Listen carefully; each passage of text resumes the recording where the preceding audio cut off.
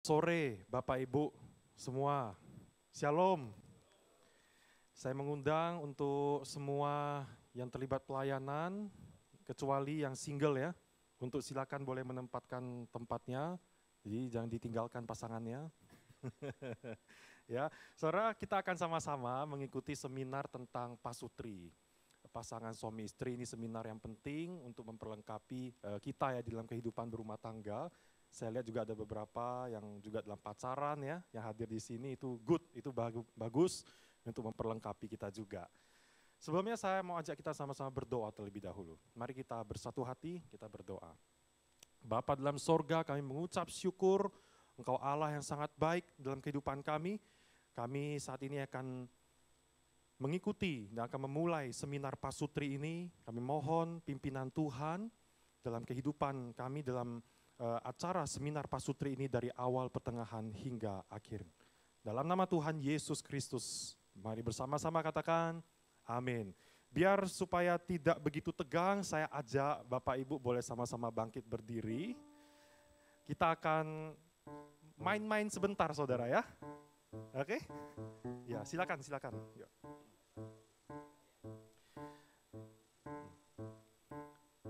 Nah, saya minta Bapak Ibu yang berpasangan ya, silakan boleh hadap satu sama lain. Ya, kita hadap satu sama lain. Ya. Oh, itu ada bayi jadi agak susah ya. Ini gamenya perlu 2 tangan ini soalnya ya. Ya. Oke, nah sekarang saudara gamenya itu sebenarnya mudah sekali ya. Ini untuk melatih kekompakan kita, ya. Nah, yang belum ada pasangannya agar sabar-sabar ini ya, mungkin dalam perjalanan kemari. Silakan boleh turut menyaksikan aja dulu ya. Nah sekarang gini, semua hadap-hadapan, lalu tangan, jadi kita semua tangannya begini, nah, tangan yang cowok di bawah, yang tangan kanan di paling bawah, lalu tangan istri di atasnya, kemudian tangan kiri lakinya lagi. Begitu ya. Paham nggak saudara-saudara, Bapak Ibu? Paham ya? Oke, kita latihan. Jadi begini, kalau saya instruksinya naik, berarti yang dari bawah naik ke atas. Begitu. Kalau turun, berarti dari bawah turun ke bawah. Dari atas turun ke bawah. Itu ya. Gampang sekali, ini sebenarnya melatih kekompakan ya. Silakan Bapak Ibu yang baru datang ya, silakan menempati di depan ya, di depan kursi. Oke. Ya, kita akan bermain dulu supaya kita tidak terlalu tegang ya saudara ya. Oke. Oke. Semuanya kita susun seperti itu ya. Kita susun seperti ini ya. Jadi, begitu. Begitu ya. Oke, gitu oke. Sekarang kalau saya bilang naik, berarti yang dari bawah naik ke atas. Kalau saya bilang turun, dari atas turun ke bawah. Gitu ya. Nanti akan makin lama makin cepat ya. Naik. Ya, gampang sekali ya. Naik. Naik. Turun. Naik. Turun. Turun. Turun. Naik. Sudah mulai bingung saudara, sudah mulai bingung ya. Oke ya, kita lagi ya, kita coba lagi ya. Ini seru ini ya, ini melatih kekompakan ini ya. Oke. Turun. Turun. Turun. Naik. Naik. Naik. Naik lagi. Turun. Turun. Naik 3 kali.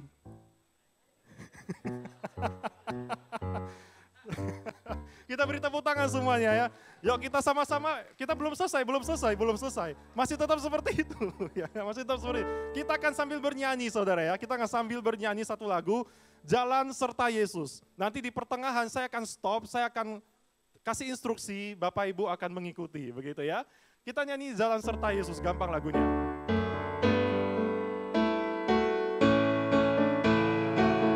Jalan serta Yesus, jalan serta Yesus, jalan sertanya setiap hari jalan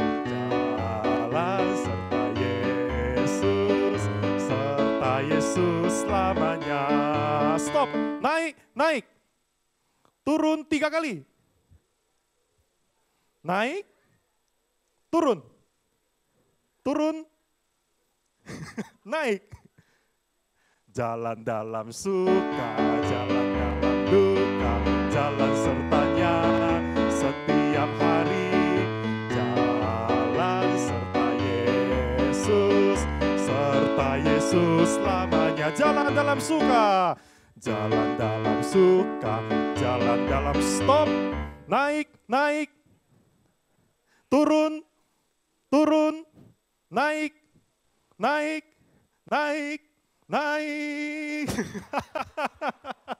Serta Yesus selamanya. Jalan serta Yesus, jalan sertanya setiap hari. Jalan serta Yesus.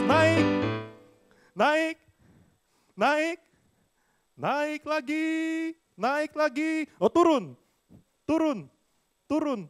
naik. Serta Yesus selamanya. Oke, kita berikan tepuk tangan untuk kita semuanya. Oke, silakan duduk kembali Bapak Ibu. Kita berjalan bersama-sama dengan Yesus tuh kita dalam satu keluarga. Kadang kita bisa dalam keadaan yang naik, kadang kita bisa dalam keadaan turun. Tapi dalam keadaan naik ataupun turun, kita tetap jalan bersatu hati bersama-sama, bersama keluarga. Kita mau bersama-sama dengan Yesus. Amin, saudara-saudara. Saya mau ajak kita nyanyikan satu pujian ini sebelum kita akan mendengarkan ceramah seminar dari Muse Alipin.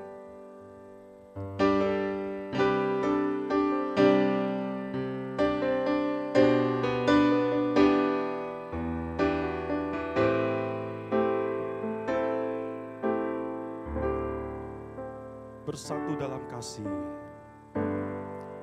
bersatu dalam kasih, bersama melayani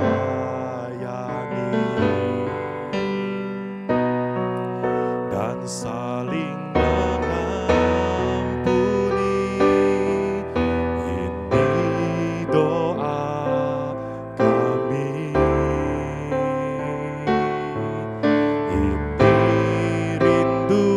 Saya ajak kita boleh buat gandengan tangan dengan pasangan kita. Aku dan seisi rumahku mengaji dan memuliakanmu, penebusku, penyelamatku, penolong dalam hidupku. Aku dan seisi rumahku mengangkat tangan mengandalkanmu, bersatu hati mengasihimu, melayani Tuhan seumur hidupku. Katakan, bersatu hati mengasihimu, bersatu hati mengasihimu, melayani Tuhan seumur hidupku. Kita berdoa sekali lagi ya. Tuhan, kami mau belajar dari firman Tuhan bagaimana membangun keluarga kami dengan baik, terutama ketika kami menghadapi konflik, perbedaan pendapat, dan lain hal, berbagai persoalan dalam rumah tangga. Berkati hamba-Mu dan kami semua boleh saling belajar. Kami melihat di sini Tuhan menghadirkan kami, ada yang sudah pernikahan dalam usia yang cukup senior, ada yang masih muda, bahkan ada yang masih pacaran. Biarlah kami boleh saling belajar satu dengan yang lainnya dari pengalaman-pengalaman hidup yang nyata dalam kehidupan kami boleh saling membangun. Dalam nama Yesus kami berdoa. Amin. Shalom. Ni hao ma. Apa kabar? Puji Tuhan, baik ya. Tadi Pak Robin kasih games itu berpasang-pasangan. Ada yang tidak bawa pasangan, nggak main, jadi nggak fair ya. Sekarang saya kasih games yang semua bisa main ya. Yang nggak ada pasangan juga bisa main, supaya saya bisa tahu apakah teman-teman kondisinya ngantuk atau konsentrasi ya. Gampang saja Bapak Ibu. Nanti kalau saya bilang semut sama gajah, semut itu kecil atau besar? Kecil ya. Kalau gajah, besar. Jadi tambah kecil sekali, besar sekali.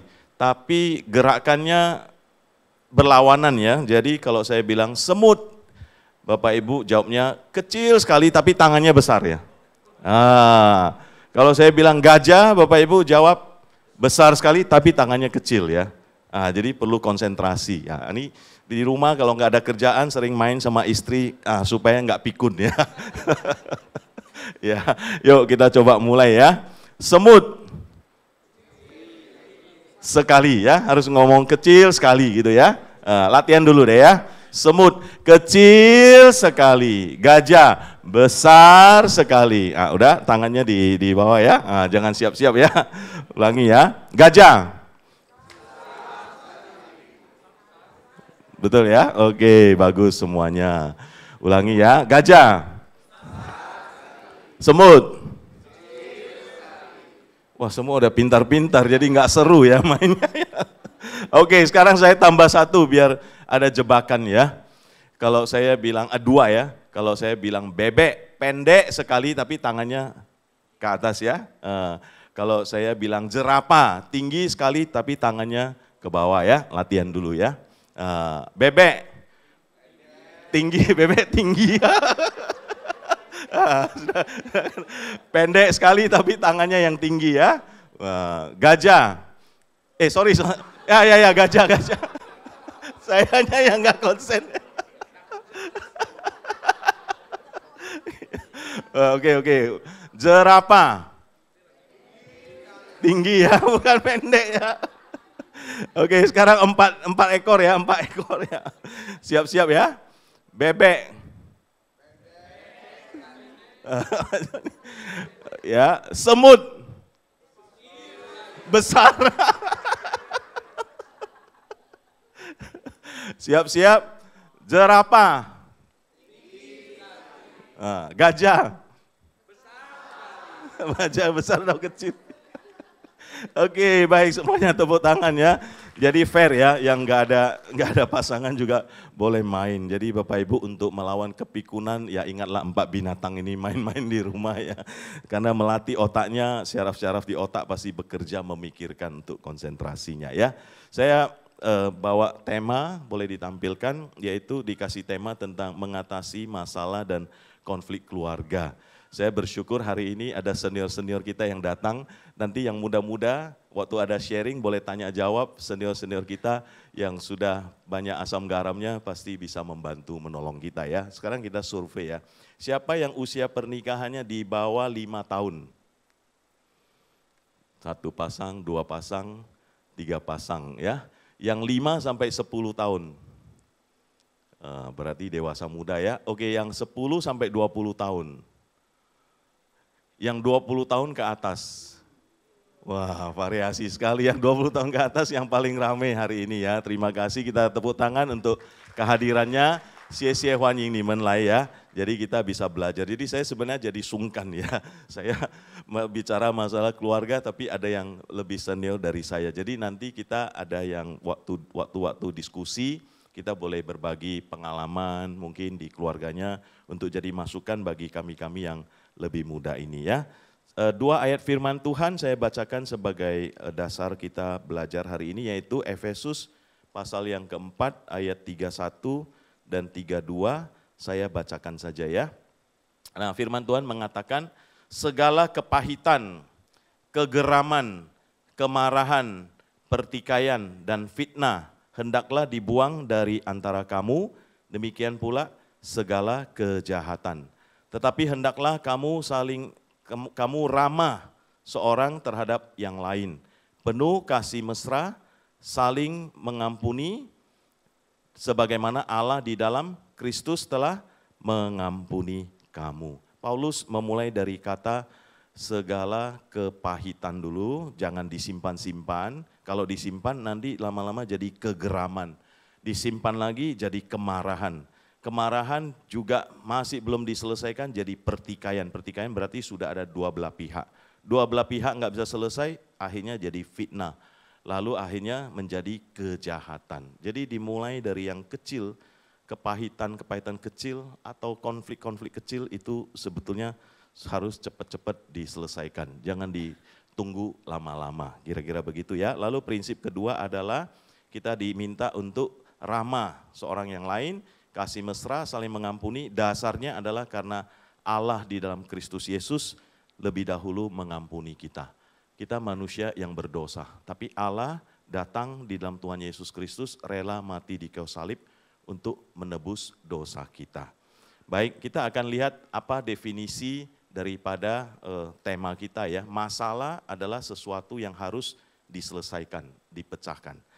Konflik adalah percekcokan, ya, perselisihan, pertentangan atau ketegangan ya antara dua pihak atau lebih yang disebabkan oleh berbagai gagasan yang saling bertentangan di mana masing-masing pihak ingin saling menguasai. Itu menurut kamus ya bahasa Indonesia. Kamus bahasa Inggris mengatakan konflik itu tindakan menabrak atau membentur bersama sehubungan dengan perbedaan kepribadian, nilai hidup, perasaan, pemikiran, dan pola komunikasi. Saya lebih setuju tema dari kamus bahasa Inggris ini ya, khususnya di dalam keluarga. Jadi konflik itu karena ada kita sedang membentur. Karena ada perbedaan pribadi ya. Suami punya kepribadian dengan istri pasti berbeda. Nilai hidup juga dari kecil orang tua ngajarin kita seperti apa, pasangan kita seperti apa, kadang-kadang ada yang berbeda. Kemudian juga perasaan ya. Istri merasa suami kurang mengasihi dia. Suami merasa sudah mengasihi tapi kok enggak merasakan. Jadi mungkin belum menemukan bahasa kasihnya ada di mana ya. Mungkin istri merasa kalau suami mengasihi itu harus pakai kata-kata memuji, mengucapkan saya mengasihi kamu, wa aini dan sebagainya. Baru istri merasa oh betul-betul dikasihi. Ada juga yang merasa kalau dipuji-puji itu enggak terlalu terasa.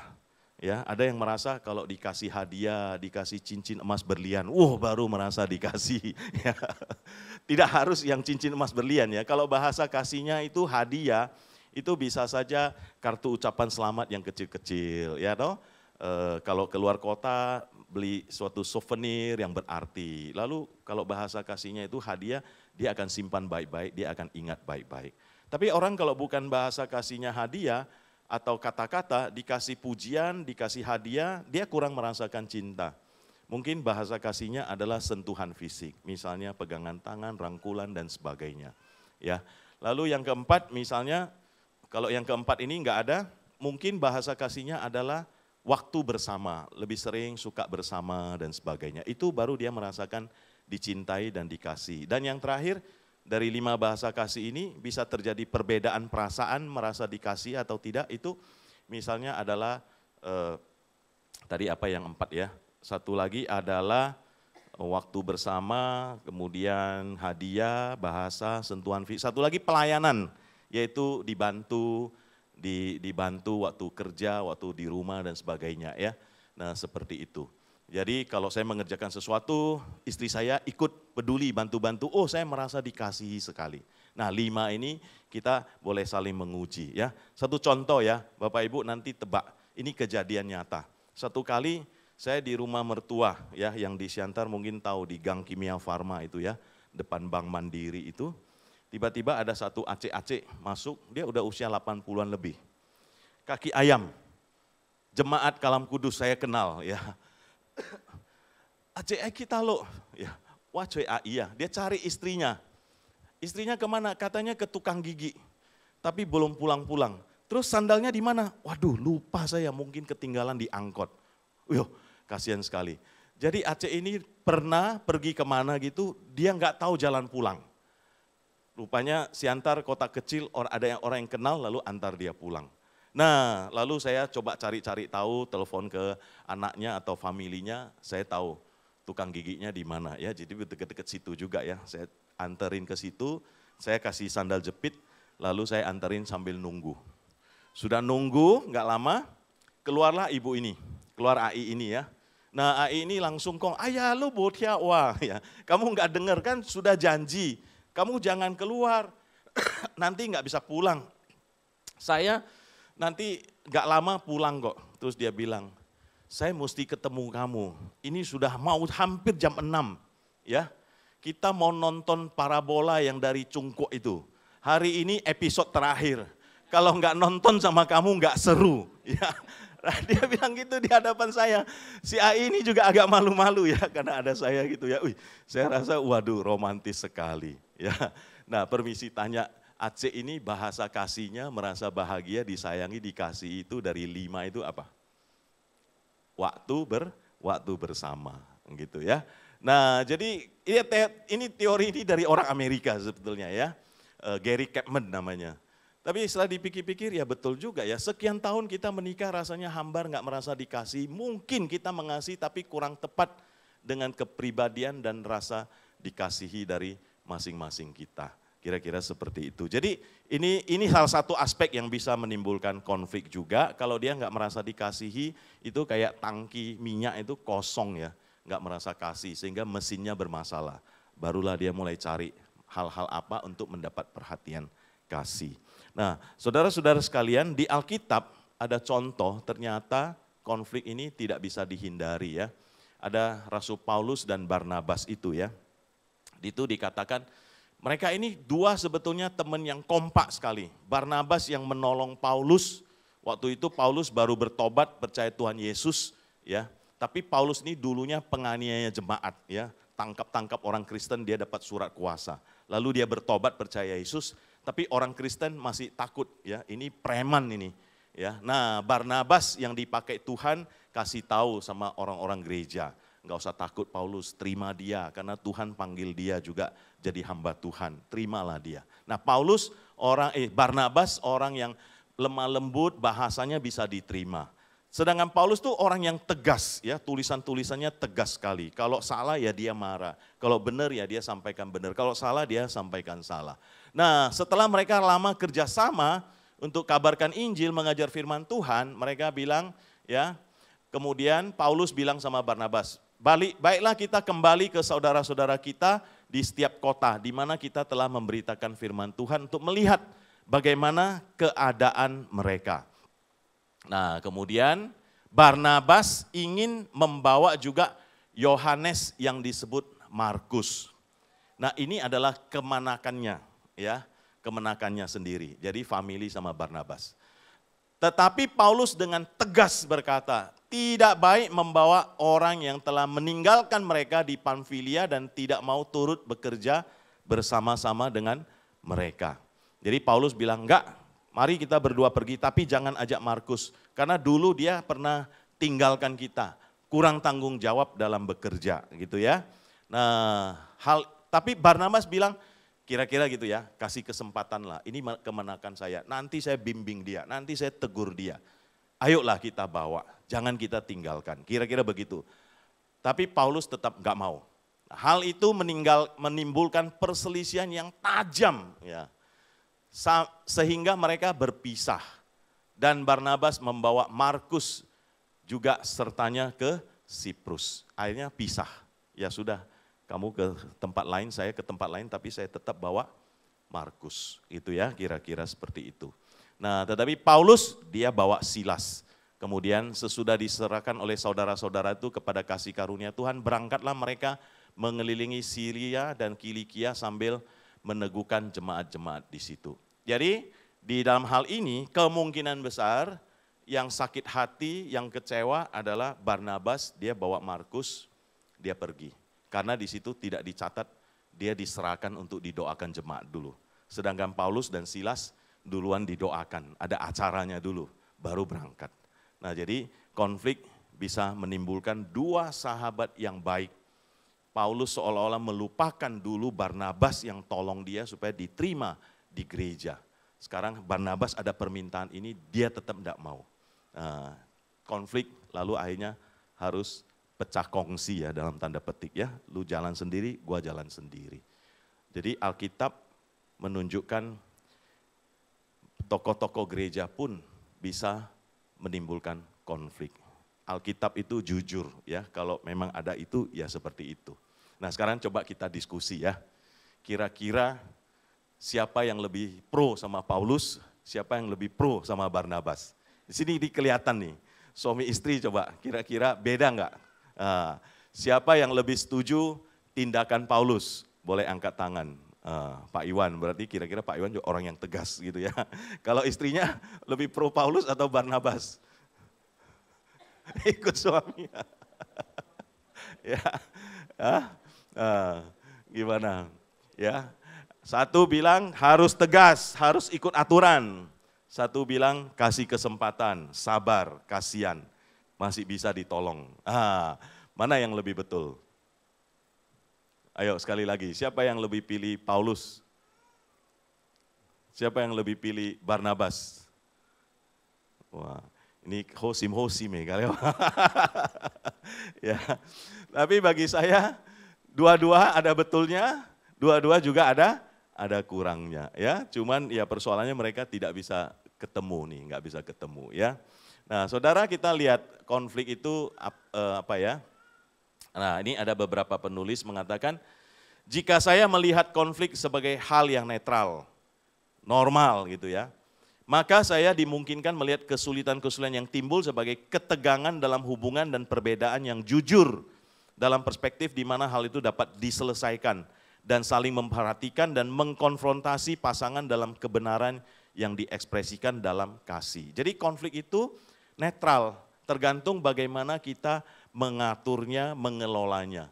Dia bisa jadi hasil yang positif. Kalau salah kelola bisa jadi hasil yang negatif. Firman Tuhan mengatakan besi menajamkan besi, manusia menajamkan sesamanya. Artinya ketika suami istri berkumpul sekian lama barulah saling menajamkan karakter dan sebagainya.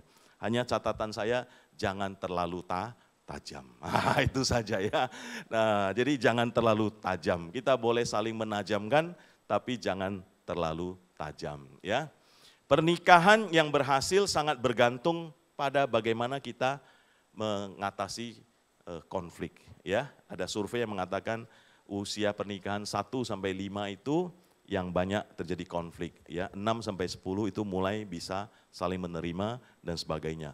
11 sampai seterusnya sudah nanti bisa menjadi level sahabat ya. Nah, tapi itu survei ya, kenyataannya belum tentu seperti itu. Kebanyakannya seperti itu ya. Kemudian saudara sekalian, nah konflik itu tidak dapat dihindarkan ketika dua orang bertemu. Setuju nggak? Setuju ya, nggak bisa dihindarkan. Pasti bisa terjadi konflik ya. Meskipun konflik dinilai negatif, tapi dapat mendatangkan hasil yang positif. Alkitab tidak menganjurkan ya pertengkaran yang di luar kontrol. Jadi boleh bertengkar tapi masih harus bisa dikontrol. Dan konflik yang tidak diselesaikan. Amsal mengatakan terhormatlah seseorang jika ia menjauhi perbantahan, tetapi setiap orang bodoh membiarkan amarahnya meledak. Itu dia di luar kontrol. Ya. Kemudian juga Alkitab mengajarkan tidak merestui konflik yang lahir dari motivasi yang egois. Jadi konflik itu kita harus lihat perkaranya, masalahnya apakah di dalamnya ada dosa, ada hawa nafsu, ada egois, ada mementingkan diri sendiri atau tidak ya. Kemudian Alkitab juga mengajarkan ya agar kita mengatakan kebenaran dalam kasih, saling menerima dan mengampuni. Kita boleh menegur tapi dalam kasih. Kita boleh mengatakan ini benar, ini salah, tapi tetap dengan cara-cara yang tepat, cara-cara yang mengasihi. Kemudian kita lihat ya, nah sekarang kita diskusi-diskusi ya sebentar ya, sambil ngobrol-ngobrol. Nah kita lihat mengenal penyebab masalah dan konflik dalam keluarga. Coba teman-teman semua kasih nilai ya untuk daftar di bawah ini ya. Kalau angka 1 itu jarang, kalau angka 5 itu sangat sering. Kemudian di sini ada pasangannya, nanti setelah itu ya coba sharing sama pasangannya.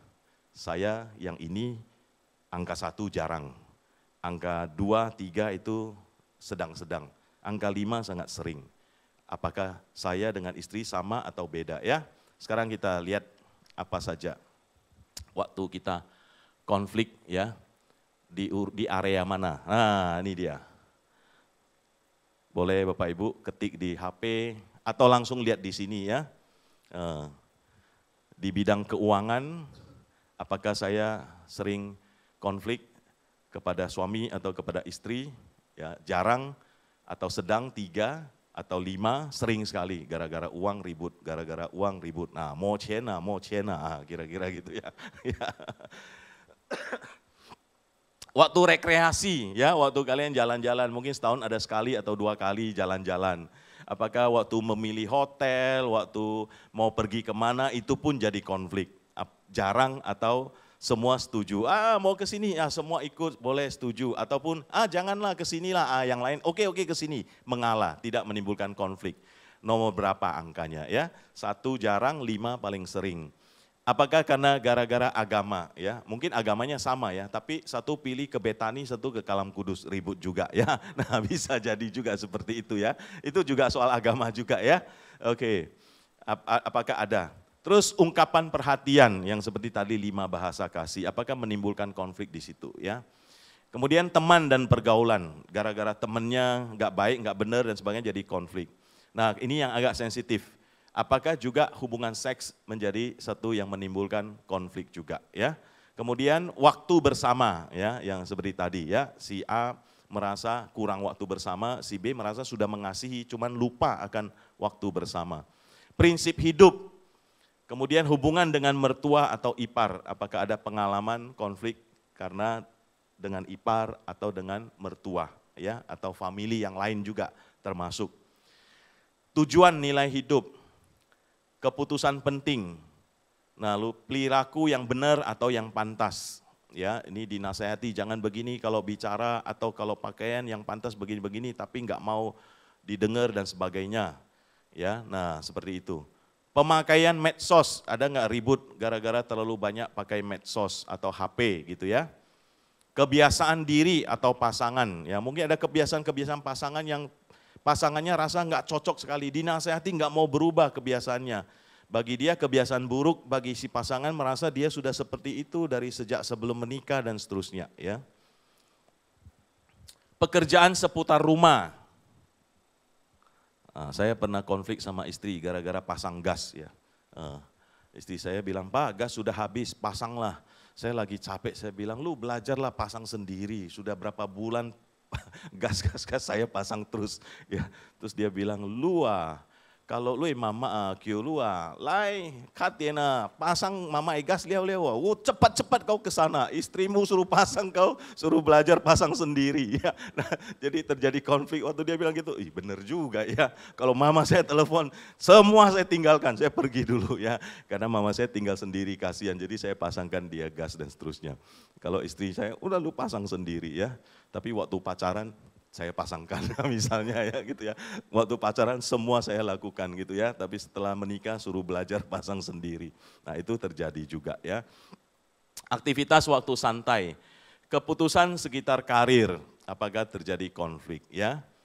Istri mau kerja, suami merasa dia sudah bisa mencukupi, merasa nggak usah kerja dan sebagainya, apakah bisa terjadi konflik gitu ya.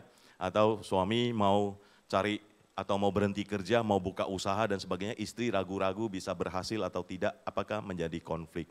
Doa dan PA bersama, cara mendidik anak, yang satu lebih keras, yang satu sangat lembut, sangat memanjakan, apakah menjadi konflik ya. Nah, tempat tinggal ya, ada yang tinggal serumah dengan orang tua, dengan mertua, ya apakah itu menjadi konflik. Atau dia tinggal sendiri pun menjadi konflik. Dan di dalam pelayanan gereja. Ya, coba sudah tulis, boleh ngobrol-ngobrol sama pasangannya, mana yang itu, boleh kasih contoh seperti contoh saya tadi, Bapak Ibu yang senior juga boleh kasih kami contoh-contoh konfliknya apa saja, tapi bisa bertahan terus mempertahankan pernikahannya sampai hari ini. Silakan. Ya. kita minta pasangan yang pakai baju yang sama dulu ya. Ini salahnya kenapa mau pakai baju seragam yang sama ya. Jadi boleh sharing sedikit 1 atau 2 area, nggak usah semua ya, kalau semua sampai jam 7 malam nggak habis ya. Silakan, Selin ya. Ada mic lagi ya, ada mic lagi ya. Boleh diperkenalkan dari mana asalnya dan nikahnya sudah berapa lama, anaknya sudah berapa lusin ya. Oke, Oke. terima kasih. Bos, tolong. Berdiri dong, dampingi ya. Kalau misalnya ini, memperkenalkan diri dulu lah ya. Iya, Bos, iya, ya. iya. Saya namanya Sherly, kalau misalnya pasangan saya namanya adalah Windy. Kami menikah lebih kurang sudah 5 tahun lebih, jalan hampir 6 tahun. Ya. Kami punya 2 anak perempuan, 1 sudah TK, yang 1 masih umur 1,5 tahun. Ya. Membahas mengenai area. Usia pernikahan 5 tahun kira-kira yang mana buat kalian yang... Kalau ada beda nggak apa-apa, menurut kamu ini tapi menurut suami lebih banyak yang ini, kira-kira gitu. Coba silakan. Oke, mungkin boleh ya. Memang kalau misalnya ungkapan perhatian itu kan kadang bisa berbeda-beda ya Musa ya. Ya. Kayak misalnya tadi Musa bilang ada yang act of service, ada yang menggunakan ya berbagai cara gitu. Kadang memang ada perbedaan di ungkapan perhatian. Sama kalau misalnya waktu bersama, kadang kalau misalnya yang perempuan kan kadang kita kayak pengen punya waktu bersama dengan pasangan doang. Sedangkan kalau suami saya dia lebih ke maunya anak-anaknya ikut semua gitu. Oh, ya. Terus, ya, oke. Jadi itu yang jadi kesel gitu ya? Nggak kesel sih Nggak Pak, kesel ya? cuman kalau bisa ayo dong berdua doang gitu. Ya. Makasih. Oke, dari suami? Oke, ya, ya. Oke, jadi ada yang merasa, istri-istri ada yang merasakan yang seperti Sherly rasakan? Supaya hari ini dibongkar rahasianya, supaya suaminya tahu lebih kasih perhatian. Ya, oke, mungkin masih malu-malu baru awal-awal ya. Kita tepuk tangan dong udah berani ngobrol ya. CC ya, CC ya. Nanti anaknya boleh titip ke contoh Robin ya, biar bisa berdua ya. Biar bisa berdua. Memang ada buku yang mengatakan ada baiknya ada waktu berdua tanpa diganggu anak-anak ya. Seperti masa-masa pacaran seperti itu ya. Oke. Tapi ngomong-ngomong saya sudah nikah lebih dari 27 tahun ya. Nah ketika anak-anak nggak kuliah dan sebagainya, tiap hari berdua juga, berdua terus ya. Nggak ada yang ganggu, berdua terus ya. Kadang-kadang bosan juga ya. Pengen anak-anak datang gitu loh. Ya. Nah itu sebetulnya ya. Jadi ya ada masa-masanya ya. Tapi nggak apa-apa, itu ada kebutuhan Sherly, silakan boleh diatur gitu ya. Nah, ada lagi yang mau sharing, satu lagi mungkin yang pengen ngobrol. Ya, silakan. Biasa lo kebiasaan diri ya. Itu harus say ciu. Boyki bincang harus say ka. Ya itu biasa lah. Biasanya tapo yang tiu sih biasa. Maksudnya lu Kak Lui bokong atau Lui bo yang gak lukong? Kak Wai bokong. Oh iya iya. Kak Wai yang tiu kong. Oh lu yang tiukong ya. Lu kan si lo kunik ya. Sorry. Ya tadi Pak Clement mengatakan dia sering dinasehati istrinya pulang rumah cuci tangan. Mau tidur semua cuci dulu, kaki cuci dulu. Saya bilang sama Clement lo, kamu kan anak dokter gitu ya. Oke, mungkin tanggapan dari istrinya. Kalau saya mungkin sering konflik di area yang perilaku yang benar gitu ya. Jadi kadang dinasehati udah jangan makan banyak itu babi, kolesterol, kerupuk, buat sakit tenggorokan. Seperti itu sih. Gitu ya. Ya, CC. Usia pernikahan? 4 tahun. 4 tahun ya, 4 tahun. Oke, mereka belajar ya, seru sekali ya. Iya. Oke. Terima kasih untuk sharingnya ya, tapi selama ini hal-hal begini kan bisa diatasi ya, bukan menjadi sesuatu yang sangat serius, enggak ya? Oke, bagus, tepuk tangan juga dong ya. Oke, nah saya cerita sedikit ya, ada soal kebiasaan juga saya konflik. Mama saya itu agak tegas dan agak keras mendidik kami. Jadi kalau belum bangun pagi sesuai jamnya, dia teriak-teriak. Kadang-kadang dia ambil tongkat, dia pukul itu. Kan kami tidur di atas, itunya dari kayu kan. Dipukul-pukul, bangun, nggak bangun nanti luilo. Ada hujan apa namanya, hujan uang kamu ketinggalan kesempatan gitu ya. Wah marah, dan itu saya sudah dengar dari SD sampai SMA gitu. Nah saya nikah sama istri yang lemah lembut, ini Pak Cuncun guru sekolah minggunya ya. Nah saya bilang, besok saya mau bangun jam 6, kalau kamu duluan bangun, bangunin saya ya. Pak Celewa, lak tiam liao ya. Makin dia panggil begitu, saya tidurnya makin nyenyak. Setelah bangun terlambat, cumi nama mau kiuluce, wah kiuluce lu yang maice. Ya, kenapa tadi nggak mau panggil saya bangun? Saya sudah panggil kamu bangun, tapi kamu nggak mau bangun. Nah, jadi saya punya kebiasaan dari kecil, kalau dipanggil bangun itu harus dengan keras-keras dan sebagainya. Sudah jadi pola saya gitu loh. Sekarang dapat istri, Tuhan kasih yang terbalik, yang lemah lembut gitu ya. Dia begitu panggil, Pak bangun ya, saya makin nyenyak tidurnya ya. Nah itu, jadi tapi setelah bangun saya bilang, kenapa kamu bangunin saya? Tadi saya sudah bangunin, kamu yang nggak denger ya. Nah itu bisa juga jadi seperti itu. Bisa jadi konflik juga. Hal yang lain lagi misalnya ya, soal makanan nih. Saya orang Konghu ya, saya nggak tahu apa benar apa enggak, nanti Bapak Ibu itu ya, konfirmasi. Orang Konghu kalau masak itu banyak bumbunya ya. Udah dikasih bawang goreng, kasih lagi daun bawang, kasih apa-apa lagi. Istri saya mamanya orang Hokkien, kalau masakannya lebih bening-bening ya, ceng-ceng gitu ya. Jadi rasa nggak biasa gitu. Nah, terus waktu awal-awal nikah dia yang masak sop, ya sop kentang, sop wortel, cuma ceng-ceng ya gitu ya. Kenapa kok bening-bening ya, kok nggak biasa gitu ya. Masaknya yang kayak mama saya dong, kasih bawang dikit, kasih ini dikit. Justru saya juga heran, kenapa kalian masak kok kayak gitu, banyak sekali macam-macamnya gitu ya. Yang ini kan lebih bagus. Nah terjadi konflik juga ya. Ternyata hanya gara-gara masakan, bisa juga. Tapi itu bisa diatasi gitu ya. Nah saudara-saudara sekalian, tapi tadi sebagai firman Tuhan katakan ya, yang kepahitan yang mulai dari kecil-kecil cepat-cepat diatasi. Kalau bisa saling menerima itu it's okay gitu ya. Baik, kita lanjutkan lagi. Nah, sekarang kita mengenal cara yang membangun atau merusak ya.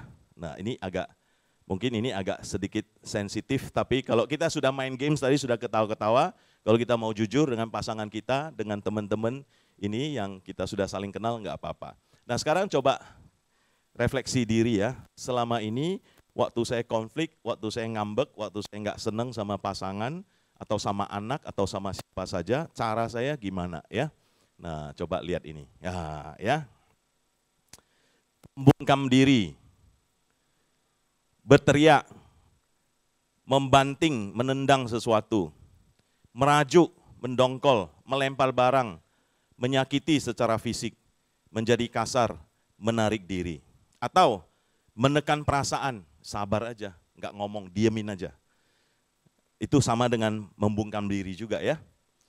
Mengucapkan kata-kata yang menyakitkan, pedas kata-katanya. Melanggar janji, menghindari hubungan seks, menjadi depresi, berkendaraan dengan sembarangan, mungkin jadi ngebut gitu ya. Menyumpahi, kabur dari rumah, mengancam, menyangkali rasa marah, enggak marah kok, aku enggak apa-apa kok gitu ya misalnya. Menceramahi, ngomelin terus, ngomel terus ya. Lalu ada yang minum atau mabuk. Ada yang makan berlebihan. Yang lebih gawat adalah merencanakan balas dendam. Maka itu sering terjadi juga kriminal pembunuhan di dalam keluarga. Ya. Nah, kira-kira saya ada di mana, istri ada di mana, suami ada di mana gitu ya. Nah. Kalau saya pribadi di awal-awal menikah, kalau ada masalah, nggak senang dan sebagainya, saya membungkam diri, nggak mau ngomong ya, saat teduh. Tapi saat teduhnya lama, bisa 2 kali 24 jam nggak ngomongin istri gitu ya. Terus ada lagi, ada yang nggak mau ribut, dia tinggalin rumah, dia pergi ke kopitiam sampai udah mau tidur baru dia pulang, gitu ya. Nah kita ada di mana? Boleh sharing? Silakan kalau ada yang mau sharing. Ya betul, betul. Ya. Menendang, membanting pintu. Saya Pak, waktu mau keluar pintunya dibanting kuat-kuat. Ya. Laku ya. Ya. Nah itu juga ya. Nah, jadi ada keluarga-keluarga yang seperti itu ya. Kalau nggak ada yang mau ngomong berarti di sini semua baik-baik. Ya, ya, oke. Ada? Kita lanjut ya, nggak apa-apa. Ini jadi untuk refleksi kita sendiri. Nanti materi ini kalau mau khususnya bagi kita yang muda-muda silakan copy dari situ ya. Lalu jadi bahan diskusi suami istri ya. Oh iya ya, kamu sadar nggak kalau kamu waktu ngambek sama saya itu kamu tendang pintu. Atau nggak tahu tiba-tiba wajahnya bisa berubah, bin chow gitu ya. Bisa kelihatan ya wajahnya jadi apa ya, muram dan sebagainya gitu ya. Oke. Nah sekarang kita setelah saksikan film ini, kita mau bikin kelompok sedikit, kita diskusi ya dengan 6 kasus, nanti bagi jadi 6 kelompok, kemudian tambah lagi diskusinya dari film ini apa yang bisa kita pelajari ya. Ini film iklan di Singapura itu kan banyak perkawinan campur orang Chinese sama orang India. Jadi dia iklankan ini supaya suami istri yang beda suku ini bagaimana bisa baik. Ya kita saksikan sebentar, sangat terharu ya film ini.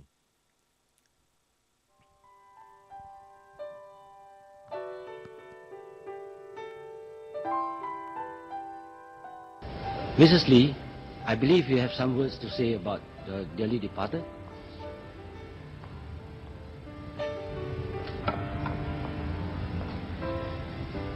I'm not going to sing praises for my late husband.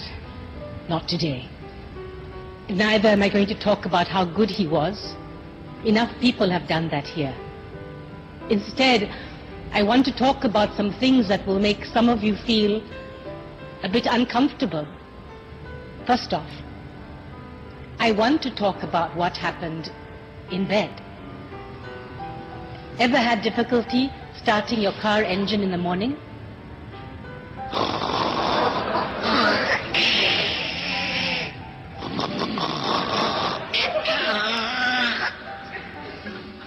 Well, that's exactly what David's snoring sounded like.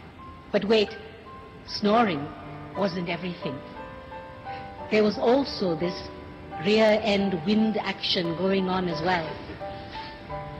Some nights, it would be so forceful, it would wake him up. What was that? He would ask. Oh, it's the dog, I would say. Go back to sleep, dear. Oh, you might find this all very funny, but towards the end of his life, when his illness was at its worst, these sounds indicated to me that my David was still alive. And what I wouldn't give just to hear those sounds again before I sleep.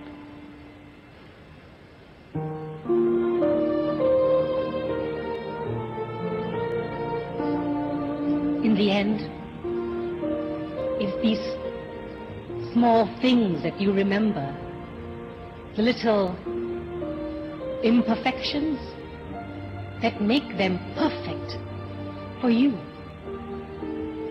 So to my beautiful children, I hope one day you too find yourselves life partners who are as beautifully imperfect as your father was to me.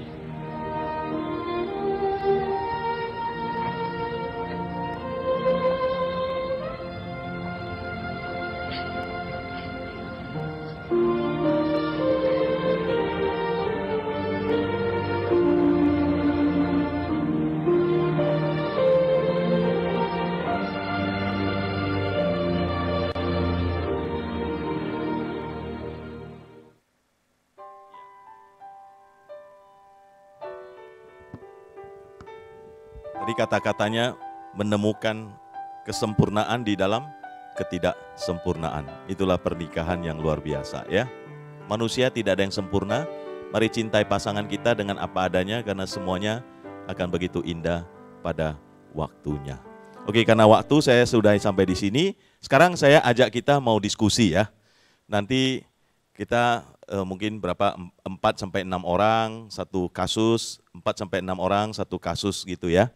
Nah, anggap ini bukan kasus diri sendiri. Anggap misalnya ya, ada teman kita yang sedang ribut sama suami atau istri, lalu cerita sama kita, saya hadapi ini. Kira-kira solusinya apa? Kira-kira gitu ya. Nah, kasus yang pertama, nah malam minggu suami dan anak laki-laki ingin nonton film action. Ya, sementara istri dan anak perempuan ingin nonton Korea. Jamnya sama ya. TV hanya satu. Kebetulan wifi internet hari itu nggak bisa koneksi ya. Ada gangguan. Lalu ribut gitu ya. Dan itu sering terjadi. Lalu dia cari kita mau kasih solusi apa ya. Boleh Kak kira-kira yang 2, 4, 6, 8 ya. Kasus yang ini ya. Diingat ya. Oke. Kasus yang kedua. Ini tentang agama ya. Suami pingin ke gereja Betani karena di sana suasananya lebih heboh ya, lebih musik dan sebagainya, bisa nari-nari dan seterusnya. Khotbahnya banyak mujizat atau bagaimana gitu ya. Semangat menarik. Tapi istri berkeras, harusnya kita tetap di Kalam Kudus atau di BCS Medan ini karena kita harus komitmen sama gereja lokal. Nah, ini sering jadi keributan juga ya. Nah, kira-kira kalau ada orang cari kita mau ngobrol seperti ini, kita mau bagaimana kasih solusi ya. Boleh yang 6 yang di depan ya, masalah 2 ini ya, yang soal ke gereja ya, nah gitu. Yang ketiga, suami ingin membeli rumah baru untuk investasi, sedangkan istri merasa lebih baik uangnya ditabung untuk keperluan masa depan. Ya, nah ini laki-laki biasanya ingin invest dan seterusnya ya. Istri ingin lebih aman, yang aman yang bagaimana ya. Nah yang 6 orang ini ya, dari Pak Robin sampai Clement ya, bahas yang ini ya. Oke, sekarang yang bagian D. Nah ini dia, suami pingin nambah anak, harapnya bisa dapat laki-laki. Karena sudah 2 anak itu perempuan gitu ya. Jadi mudah-mudahan bisa dapat anak laki-laki. Ya gimana mau kasih nasihat apa untuk keluarga yang seperti ini ya. Tadi sampai di mana ya? Sampai di sini ya. Atau 6 aja ya, saya takut nggak cukup ya. Berarti dari Pak Iwan sampai ya, atau sampai Ibu ya, nggak apa-apa. 7 orang yang bagian ini ya, bagian D. Nah, satu lagi biar kita kasih yang senior-senior yang berat ya. Oke, yang senior bahas 2 lah karena rame ya. Dari yang senior-senior kita ini, suami ditawarin pekerjaan yang lebih baik di kota besar atau di luar negeri. Tapi istri nggak setuju karena di tempat sekarang sudah mapan dan merasa khawatir di tempat lain belum tentu sebaik tempat sekarang. Lagi pula anak-anak masih kecil. Nah, satu lagi ini, oke. Nah ini buat senior-senior, coba bantu kami yang masih junior. Ini perkaranya berat. Suami istri menghadapi pasangan yang sulit, seperti temperamental, suasana hati negatif, mudah tersinggung, menghakimi, menyalahkan pasangan, memaksakan kehendak, dan lain-lain.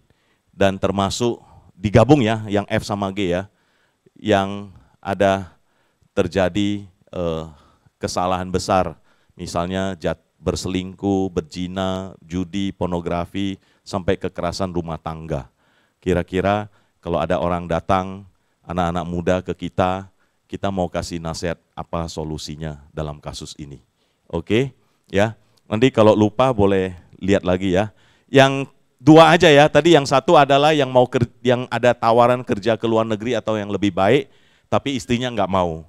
Karena merasa sekarang sudah bagus-bagus, ngapain pindah. Ya. Boleh difoto ya. Boleh di kursinya, boleh di itu supaya bisa ya ngobrol ya. Ingat, tadi masih ingat ya. Kalau lupa nanti tanya ya yang A, B, C atau D. Nanti kita tampilkan. Oh ya, sama juga gabung di sini ya. Sorry tadi saya nggak perhatiin, sorry. Ya, ya.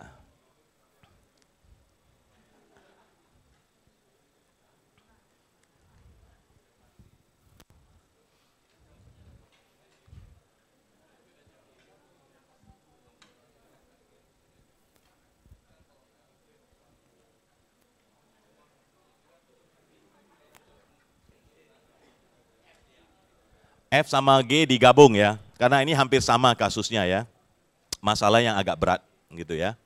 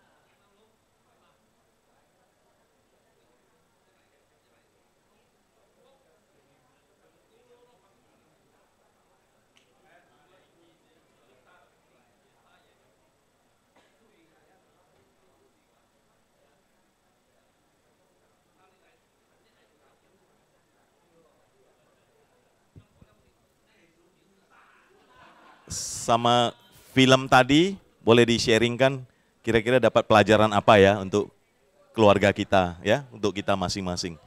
Film yang tadi kita saksikan.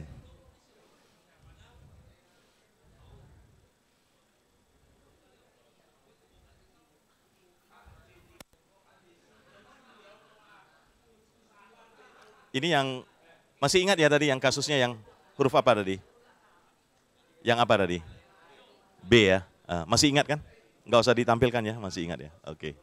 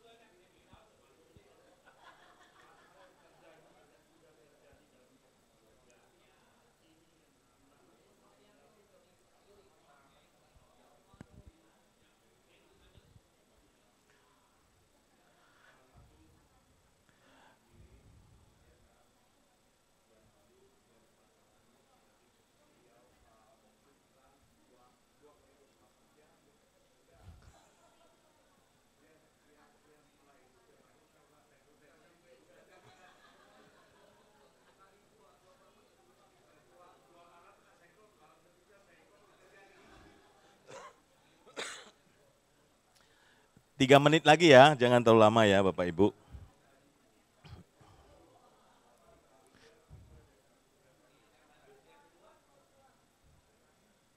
Yang sebelumnya ya, nah ini. Yang E, suami ditawarin kerja yang lebih baik di kota besar atau luar negeri. Enggak, E aja, E. Tapi istrinya enggak setuju karena sudah rasa mapan ya, dan khawatir juga. Kalau sudah pindah tempat baru apakah seperti itu?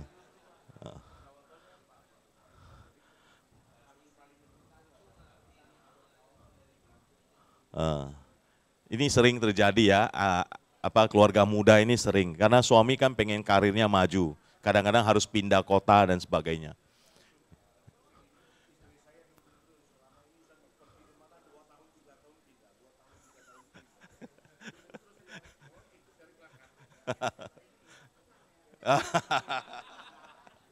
Luar biasa.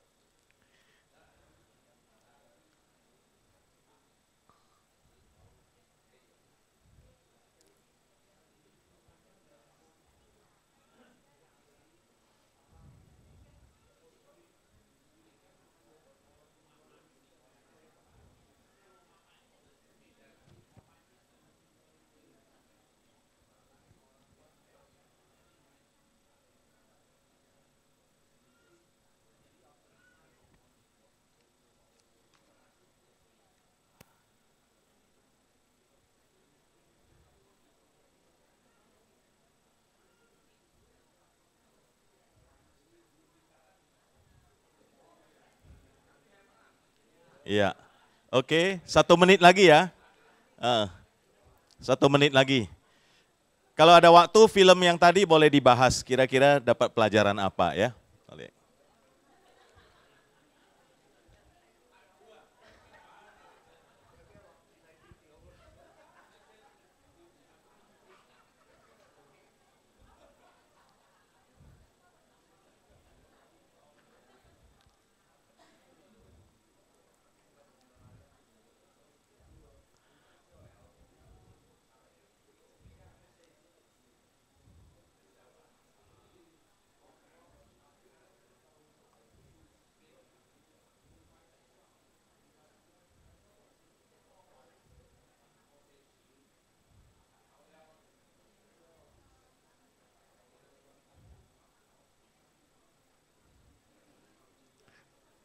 Oke, cukup ya? Ya, nanti kita selesai waktu Ramatama kita boleh ngobrol lagi. Oke, boleh kita balik kursinya?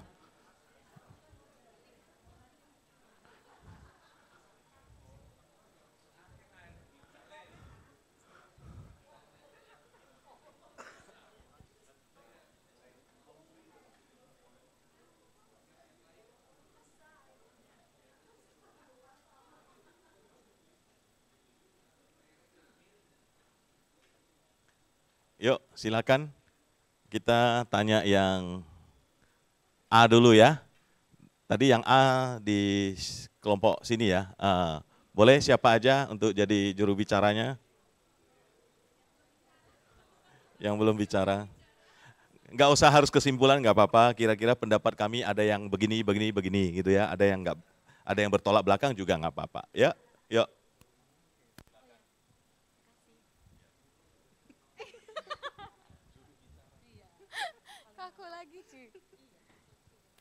Kalau tadi dari kelompok kami, ada beberapa sih ide-ide yang bisa dilakukan.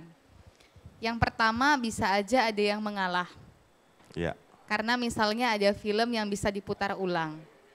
Atau bisa juga misalnya kita berempat, ayah, ibu, anak laki-laki dan anak perempuan, pergi aja keluar, melakukan aktivitas yang sama-sama disukai.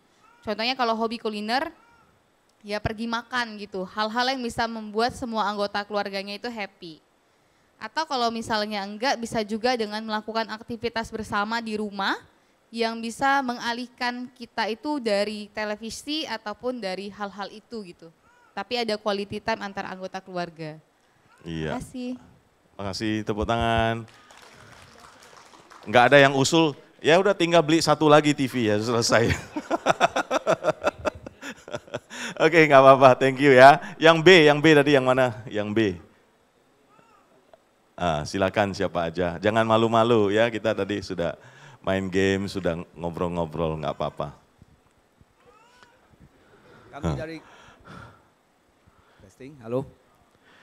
Kami dari kelompok B memang bagaimanapun ikut suami.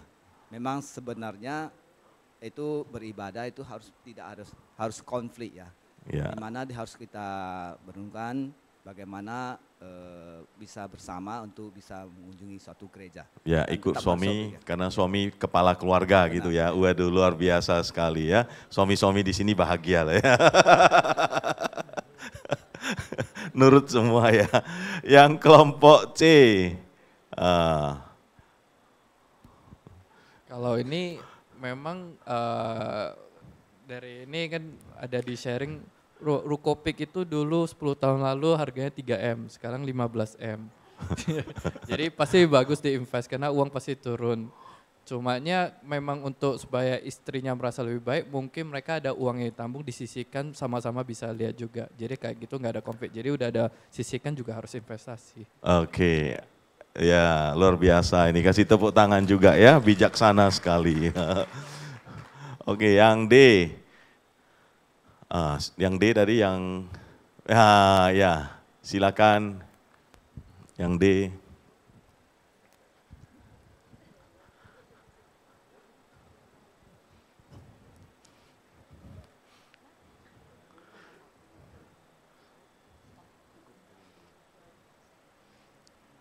Suami ingin nambah anak, harap laki-laki. Dari kelompok D, Ya. ya, kita sudah diskusi, nggak usah nambah lagi.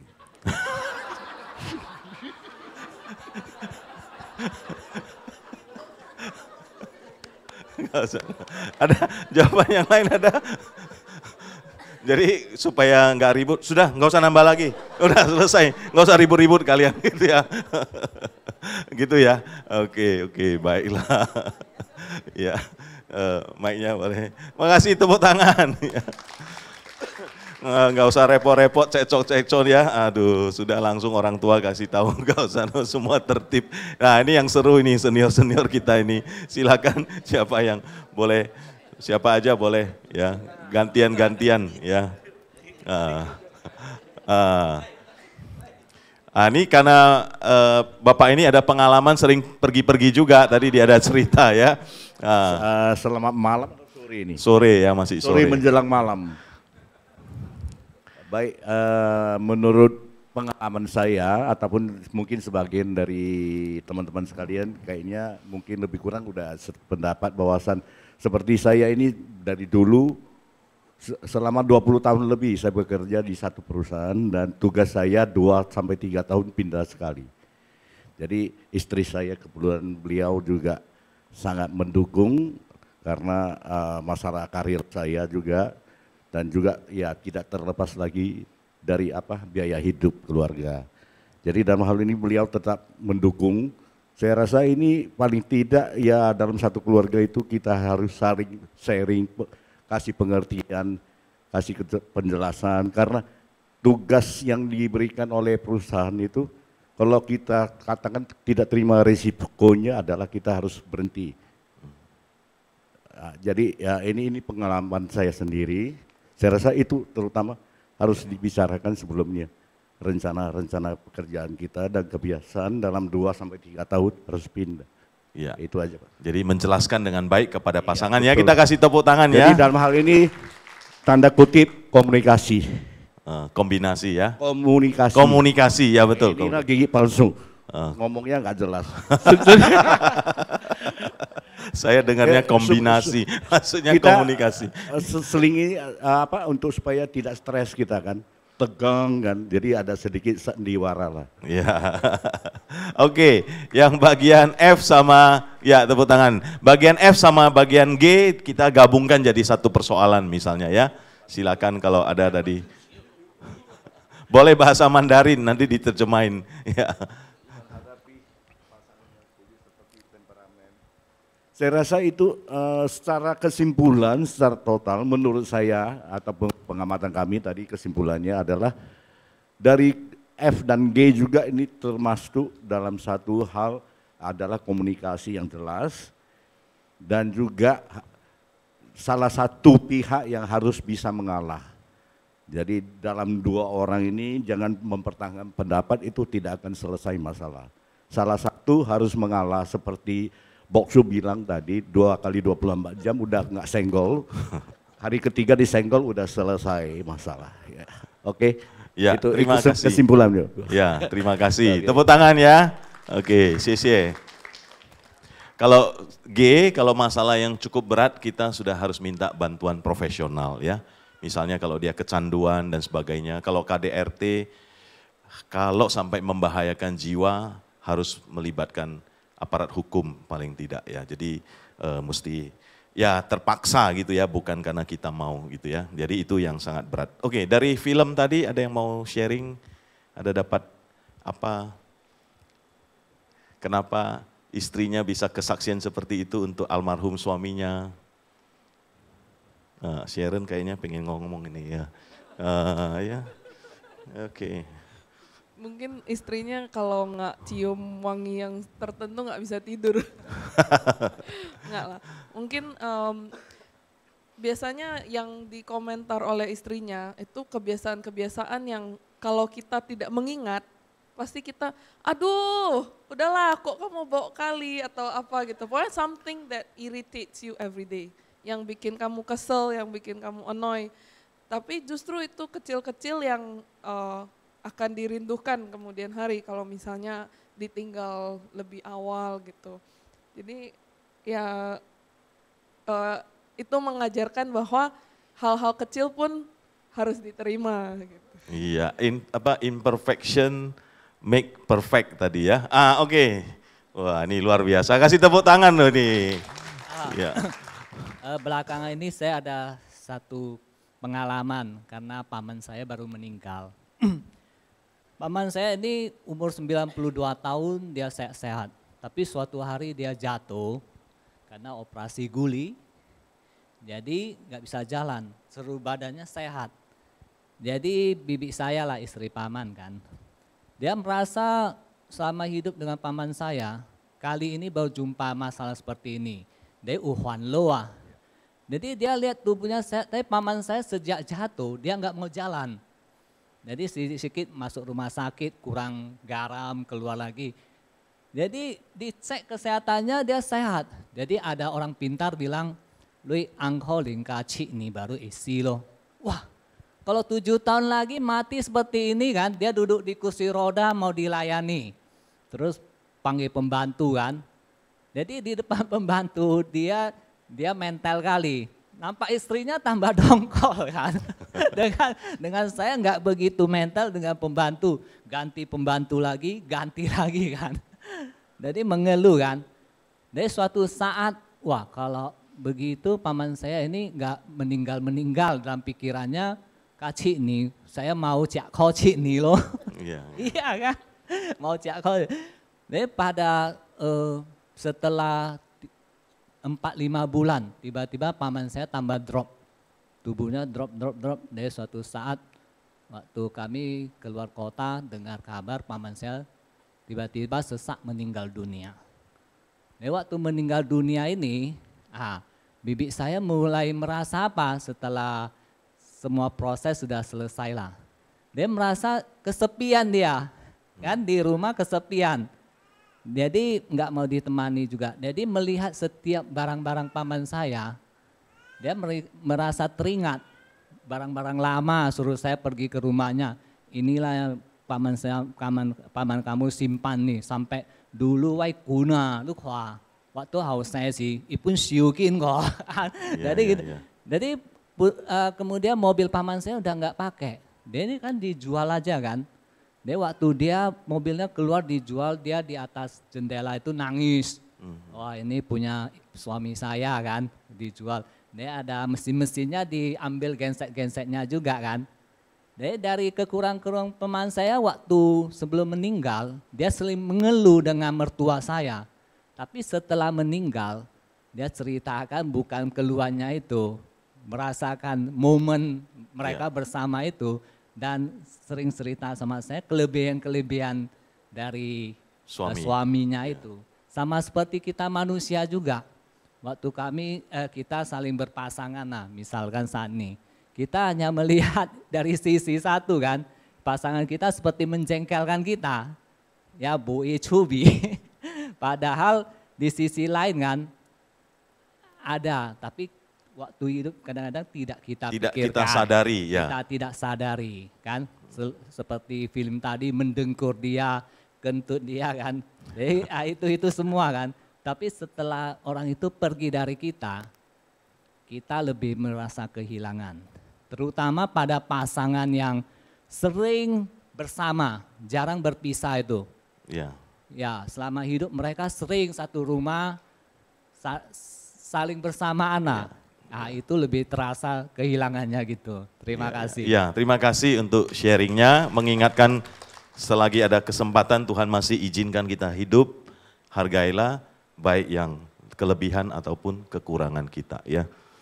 Oke, terima kasih sharingnya, karena waktu saya percepat ya, ada beberapa materi lagi ya. Nah ini saya singkat saja, jadi tadi teman-teman sudah ada sampaikan, kira-kira mengatasi konflik itu apa saja gaya-gayanya, cara-caranya. Ada yang pakai mengalah ya, mengalah asal damai. Ini ada positifnya, ada negatifnya. Kalau jangka panjang terus-terus mengalah akan merusak hubungan juga, kasihan juga ya. Yang kedua, menyelesaikan, nah ini yang paling baik, dibicarakan. Tadi Bapak ini katakan komunikasi, bicarakan dengan baik ya, selesaikan. Kalaupun ada yang tidak setuju, kita boleh setuju untuk tidak setuju. Jadi dibicarakan juga seperti itu. Kemudian yang ketiga, ada mencari kemenangan gitu ya. Nah jadi kita memaksakan harus ikut punya kita. Nah itu juga ada cara seperti ini, ada kelebihan, ada kekurangannya. Kemudian ada yang menghindari tadi ya, membungkam diri ya, atau bagaimana gitu ya, menghindar.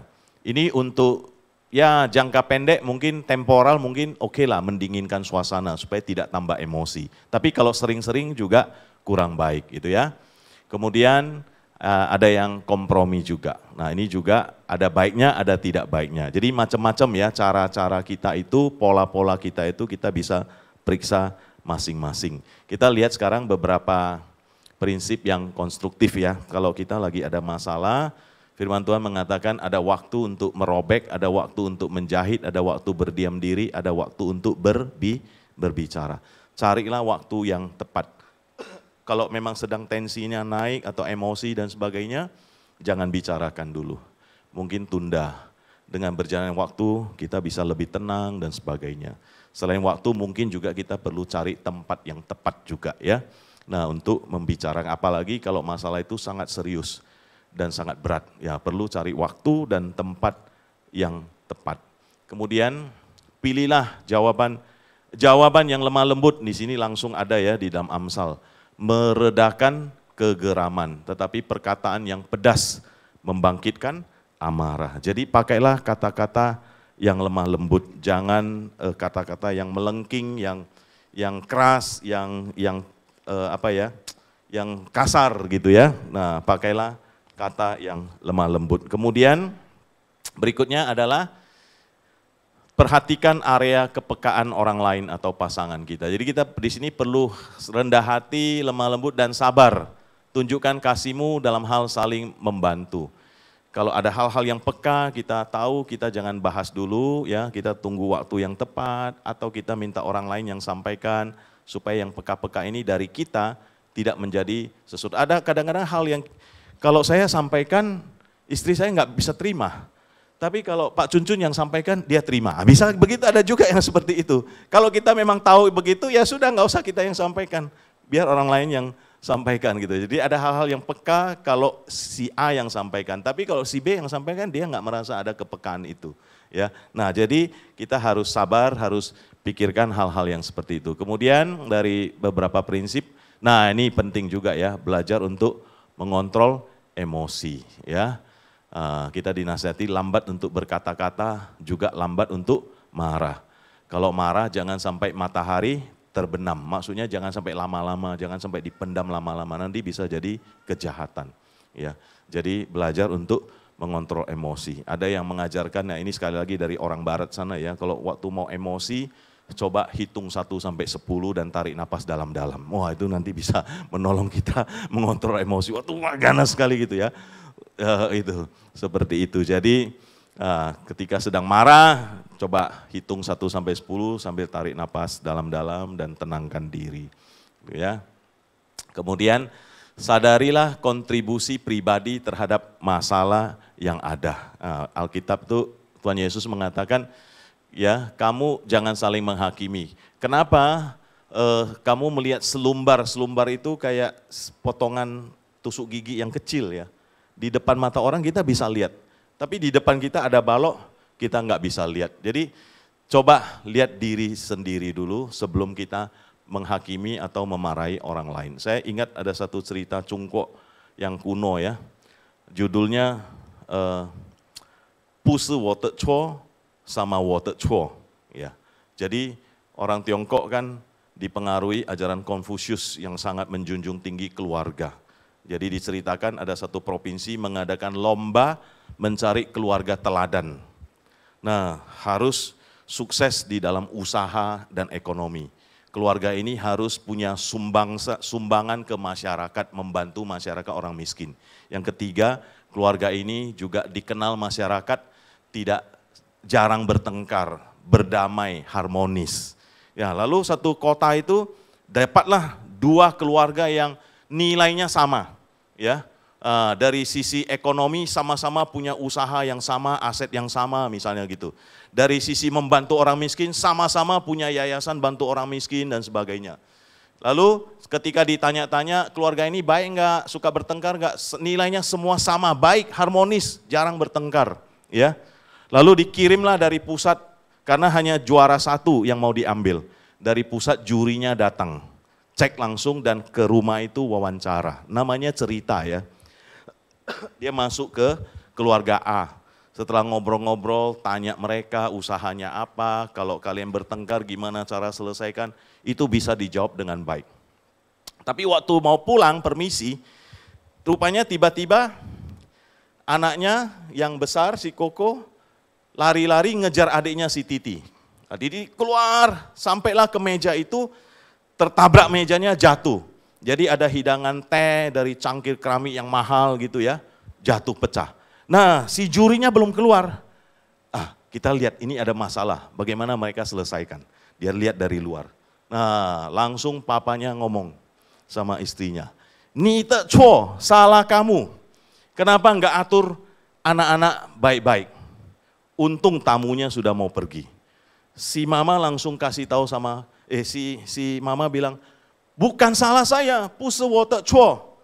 Ni te cho," bilang sama si Koko.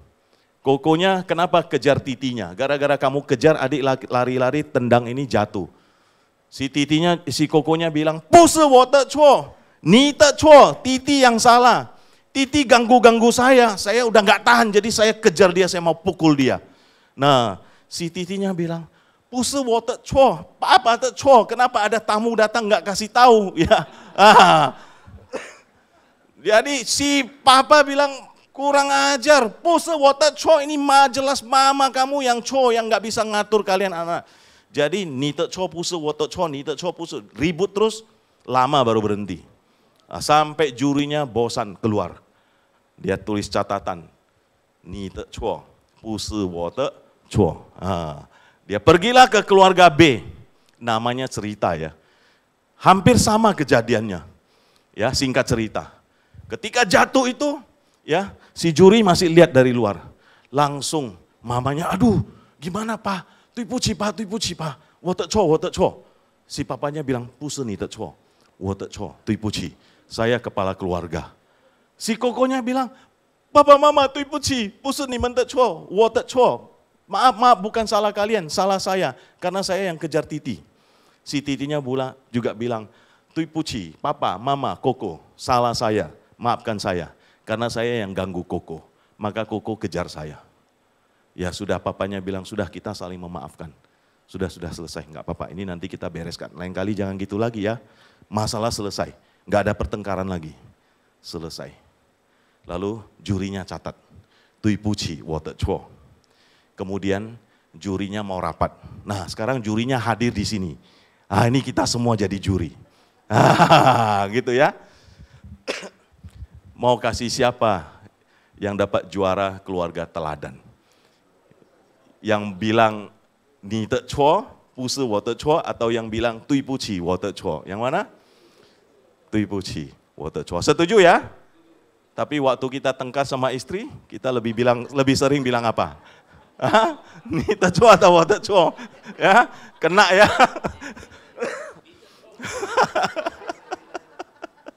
Ya. Jadi saudara, ini satu pelajaran mengatasi konflik kalau mau cepat selesai, bukan berarti dia nggak ada salah, tapi bagaimanapun namanya konflik, pasti dua-duanya ada salahnya, ada kontribusinya. Jadi mulai dulu dari diri sendiri. Jangan berharap orang lain berubah, tapi kita diri sendiri yang mulai berubah. Yuk coba bilang sebelahnya, tui puci, water chuo.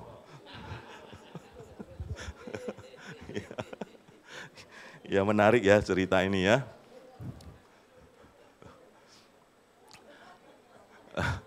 Prinsip yang lain lagi, jangan ungkit masalah yang sudah lewat ya. Paulus mengatakan, aku melupakan apa yang telah di belakangku, supaya bisa maju ke depan ya. Di dalam kasih dikatakan, firman Tuhan mengatakan kasih itu menutup segala sesuatu, percaya segala sesuatu, mengharapkan segala sesuatu, sabar, menanggung segala sesuatu. Jadi yang lama-lama ya jangan terungkit lagi ya. Biasanya sih ibu-ibu atau wanita yang lebih mudah mengingat ya kesalahan yang lama-lama. Kalau bapak-bapak lebih sering melupakan ya. Nah jadi ya jangan diungkit lagi yang lama-lama, tapi ke depan kita mau ngapain, kita mau selesaikannya bagaimana. Ketujuh, beri penguatan pada pasangan Anda ya. Janganlah ada perkataan kotor keluar dari mulutmu, tapi pakailah perkataan yang baik untuk membangun, di mana perlu supaya mereka yang mendengarnya beroleh kasih karunia. Betapapun kita kecewa, betapapun kita marah, kita sudah memilih dia jadi pasangan kita. Pasti ada kelebihannya. Baru kita bisa mengasihi, mencintai dia. Coba ketika ada konflik, kita juga berikan penguatan. Kamu sudah lakukan ini, saya terima kasih. Tapi dalam hal ini saya kecewa, saya ingin kamu berubah, saya berharap begini-begini. Jadi kasih penguatan juga. Kemudian sadarilah satu masalah dapat dilihat dari berbagai perspektif ya. Jadi kita saling menerima. Jangan hanya lihat dari sisi salahnya saja, mungkin ada alasan yang lain, ada waktu lain dan sebagainya. Ya, ada kejadian-kejadian lain. Jadi kita belajar saling menerima, jangan hanya lihat satu sisi. Kemudian ya, berikanlah pengampunan, maaf sesegera mungkin. Ya, jadi ampunilah seorang akan yang lain. Jangan menaruh dendam. Ya, saling memaafkan. Yang ke-10, berbuatlah sesuatu untuk mencapai resolusi yang tuntas. Jangan tengkar terus tapi nggak tuntas-tuntas, nggak damai-damai, nggak selesai-selesai. Ya, nah di Matius tuh satu yang menegur saya ya dalam konflik keluarga. Matius 5 ayat 23, 24 bilang, di itu saya sudah perpendek ya, yang panjangnya adalah seperti ini. Jikalau kamu mau memberikan persembahan kepada Tuhan, mau ibadah, tapi kamu teringat sesuatu yang ada di hati saudaramu, ya, tinggalkan dulu persembahan itu, pelayanan itu. Tapi pergi dulu berdamai dengan saudaramu. Sesudah itu baru kamu kembali berikan persembahan. Nah ini ayat ini dipakai waktu khotbah di saya sekolah Alkitab di Seminari Alkitab Asia Tenggara, Sentau Sensyeyen di Malang. Ya, itu pernikahan saya tahun kedua atau tahun ketiga saya dengar khotbah ini. Jadi kami menikah, anak saya umur 10 hari saya berangkat. Setelah 3 bulan baru istri sama anak berangkat. Supaya saya siapkan kontrakan dan sebagainya. Nah berjalan tahun kedua, tahun ketiga kami ada konflik. Nah saya gayanya, caranya adalah memang saya diamkan. Nggak ngomong kalau kesel sama istri dan sebagainya. Ya, jadi kami di sekolah Alkitab, sekolah pendeta itu setiap hari ada belajar khotbah dan latihan khotbah. Kadang-kadang kebaktian.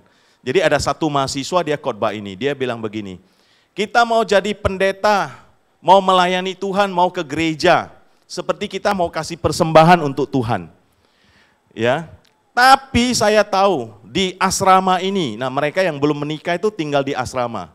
Saya tahu di asrama ini, ada yang satu kamar sudah nggak ngomong 1 minggu. Gitu ya. Nah, Tuhan bilang, kalau kamu mau melayani nanti hari Minggu, ada khotbah di gereja mana kamu ada melayani. Jangan melayani dulu, kamu harus ngomong dulu sama teman kamarmu, damai dulu. Dan firman Tuhan tidak bilang siapa yang salah yang pergi cari damai. Enggak, mau yang benar, mau yang merasa salah juga, pokoknya teringat sesuatu di hati saudaramu, damai dulu. Habis itu baru kamu melayani Tuhan, mau khotbah, mau apa sekalian. Jadi saya tahu di kampus ini, ada di kamar siapa-siapa, itu yang nggak ngomong, bukan hanya satu kamar ya.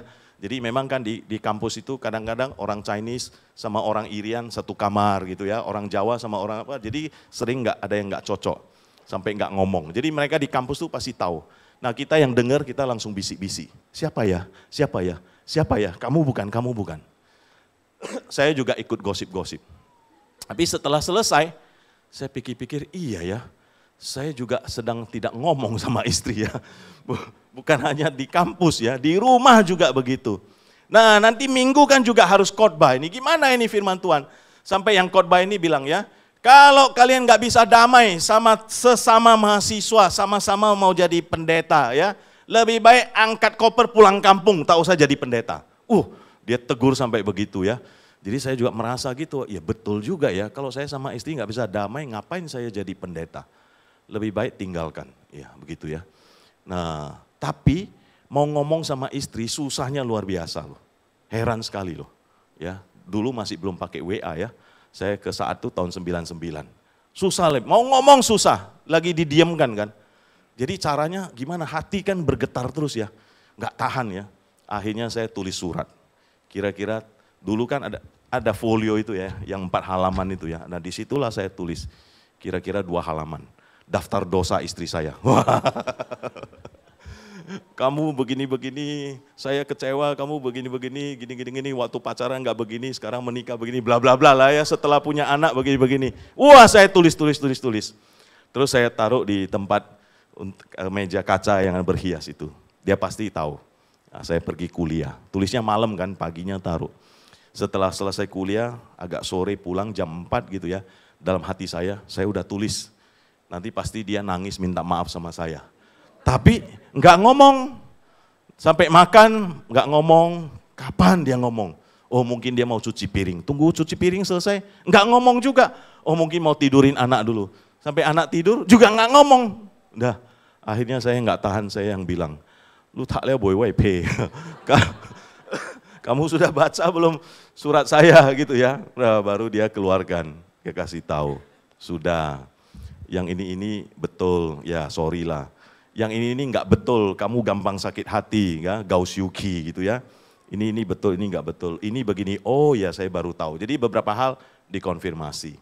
Ya, lalu terakhir dia bilang, kamu kan suami laki-laki. Kalau ada apa-apa yang ngomong, saya kan nggak bisa tahu isi hatimu seperti apa. Ya, jadi ngomongnya jangan pakai bin o bin chow gitu ya. Ngomongnya jangan pakai wajah yang cemberut gitu loh. Atau jangan ngomongnya pakai tendang pintu, tendang meja. Saya sadar juga, ya betul ya.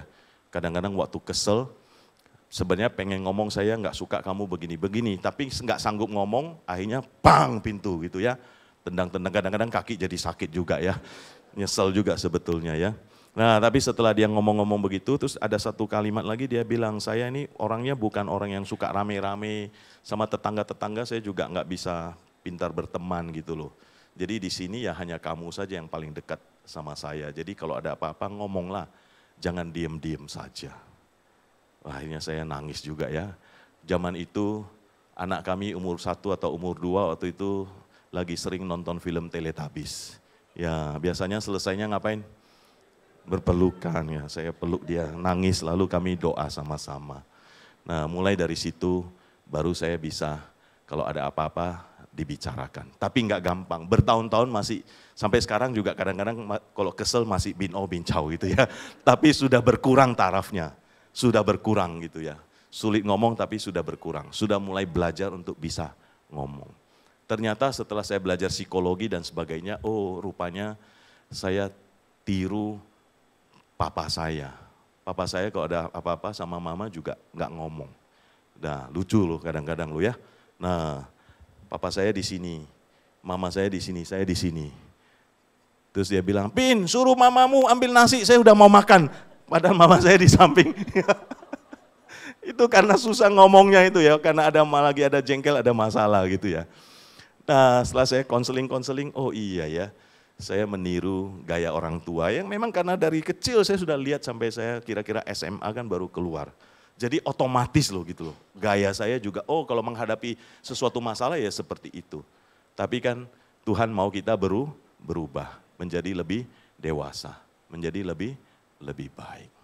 Ya. Puji Tuhan. Masih ada slide saya tapi karena waktu saya selesaikan sampai di sini tapi dengan satu video yang terakhir ya. Mudah-mudahan jadi inspirasi buat kita. Atau saya singkatkan saja ya ini supaya selesai lah ya. Jadi hindarilah ini Bapak Ibu dan rekan-rekan sekalian ya, yang senior pasti sudah melakukan ini, kita yang muda-muda kita perlu ya. Jadi waktu berselisih jangan mendiamkan. Jangan mengoleksi perangko emosi. Jadi jangan dipendam-pendam, ceritakanlah, ungkapkanlah. Kalau belum bisa sama pasangan, carilah orang yang kita bisa curhat. Yang ketiga, jangan asal berselisih, pakai aturan. Ya mungkin kita perlu bersepakat, kalau kita lagi ribut, jangan di depan anak misalnya. Atau kita harus selesaikan, atau kita doa, atau kita cari tempat dan sebagainya. Jadi ada aturannya. Jangan menyerang orangnya, ya, jangan memberi cap atau label. Tapi sampaikan masalahnya sesuai fakta, perubahannya apa yang diharapkan. Jangan dasar lu monyet gitu ya, jangan gitu ya. Dasar kamu pemalas, dasar kamu begini, enggak. Jangan orangnya disebut dengan label, tapi katakan saya kecewa atau saya marah karena kamu melakukan ini, seperti ini, jam segini. Waktu itu saya sangat marah sama kamu. Jadi kita tidak melabel orangnya ya. Kemudian jangan melampiaskan kemarahan, tetapi ungkapkanlah perasaan yang sesungguhnya. Lebih baik berkata saya merasa sedih, marah, kecewa, jengkel karena kejadiannya ini, karena kamu melakukan ini kepada saya. Daripada kita katakan kamu memang jahat, kamu memang pembohong, kamu memang begini, jangan. Jadi sebutkan perasaan saya, lalu saya sebutkan kasusnya apa yang bikin saya kecewa, lalu saya kasih solusi atau harapan saya apa. Ya. Kemudian jangan berselisih tanpa memberikan jalan keluar, harus ada jalan keluar. Jangan melebih-lebihkan, ya. Misalnya, kamu memang tidak pernah, kamu pasti begini, jangan melebih-lebihkan. Kemudian jangan menipu pasangan dengan berkata, semua salah saya, atau saya baik-baik saja, padahal sedang memendam. Oke? Jangan merasa diri paling benar. Tadi ingat cerita, Pusi Water Chuo ya, dan Water Chuo Tui Puci. Dan yang paling saya tekankan, saudara-saudara sekalian, khususnya adik-adik kita, termasuk saya juga, jangan sampai keluar kata-kata untuk minta cerai. Jangan sampai. Seemosi apapun ini jangan keluar, ya. Oke. Nah, sekarang kita saksikan ya. Oh, saya harus kembali ke tadi Barnabas sama Markus ya. Nah, akhirnya si Barnabas, si Paulus sama si Markus itu saling berdamai ya. Di akhir hidupnya Paulus mengatakan ya, salam kepada kamu dari Aristarkus, temanku sepenjara dan dari Markus. Kemanakan Barnabas? Masih ingat? Ya. Nah, terimalah, tentang dia kamu telah menerima pesan. Terimalah dia apabila dia datang kepadamu. Jadi Bapak Ibu, ini namanya surat Kolose. Paulus masuk penjara karena memberitakan Injil. Jadi pendeta dia masuk penjara.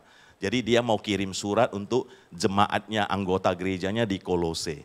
Nah surat itu bilang ada salam ya dari Markus. Berarti Markus temenin dia di penjara. Itu artinya dia udah bersama-sama, sudah berdamai dengan Markus. Yang kedua di surat Timotius.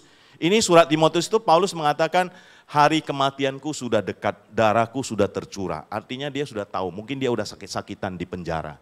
Nah di tengah-tengah dia sakit, dia rasa mau mati, dia cari orang yang paling dia cintai, dia kasih. Disebutlah nama Markus. Hanya Lukas yang tinggal dengan aku. jemputlah Markus, bawa kemari karena pelayanannya penting bagiku. Nah, tadi kita bicara siapa yang kasih kesempatan Markus? Barnabas. Berarti Barnabas berhasil didik dia, bimbing dia supaya dia jadi rajin lagi. Sampai Paulus akhirnya bisa terima. Luar biasa ya. Jadi Paulus walaupun tegas, walaupun keras, akhirnya ketika dia tua, dia bisa menilai. Dia bisa menerima kembali dan berdamai kembali ya. Jadi mari kita terus berusaha berubah. Mungkin perlu waktu. Tuhan yang menolong kita, Tuhan yang merubah kita ya. Paulus berubah, Markus berubah, Barnabas juga berubah. Luar biasa sekali.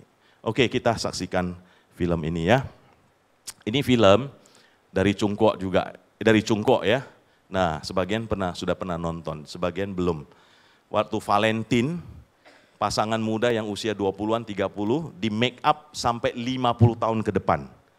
Lalu setelah make up, mereka ketemu mau ngomong apa sama pasangannya, kalau Tuhan izinkan mereka menikah sampai 50 tahun ke depan. Nah, ini luar biasa. Mungkin nanti Rumah Sakit Muni Teguh bisa bikin event ini juga ya. Sudah ada yang ahli make up ya. Oke, kita saksikan ya.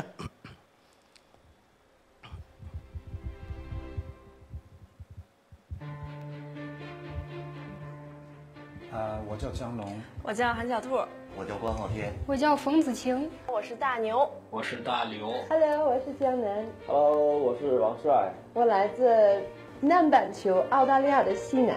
我来自中国的东北。我叫岳松。我叫王莹。我叫于妈妈。我叫李佳龙。我们认识1年零3个月。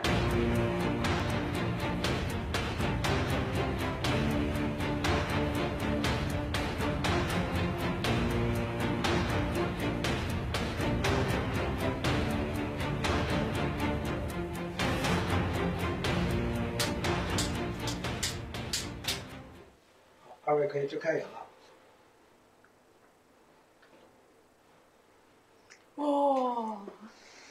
哇，亲爱的，你这得85岁、90岁。跟你爸好像啊！哎呀，我的妈！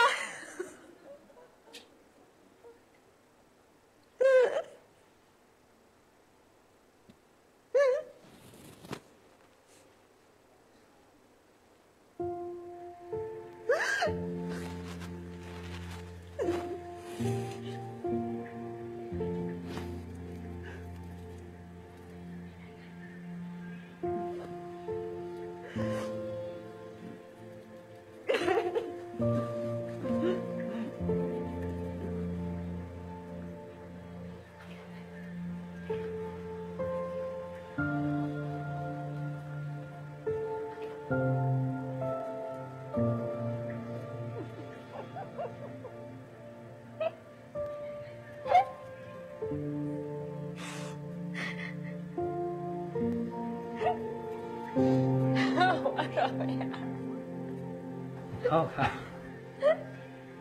你没有爸那种好看。那是。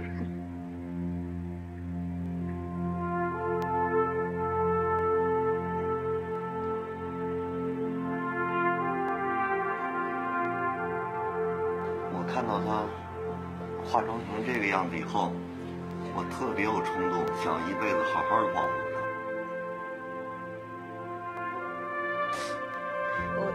微信上那个自我介绍就写着“只愿得一人心，白首不相离”，但是没想到一这么老了，想起这句话才有体会。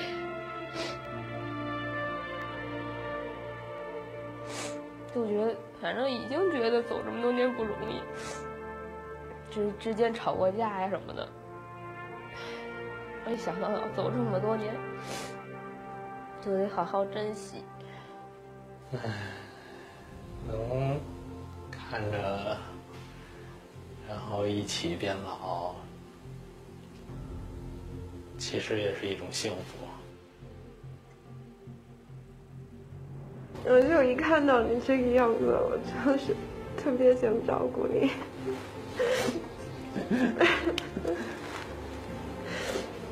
然后我也感觉怎么说呢，就很幸福，就是立马就感觉我们就已经到了这个时候，然后我就如果能一直坚持，见到这一时刻，就是最幸福的。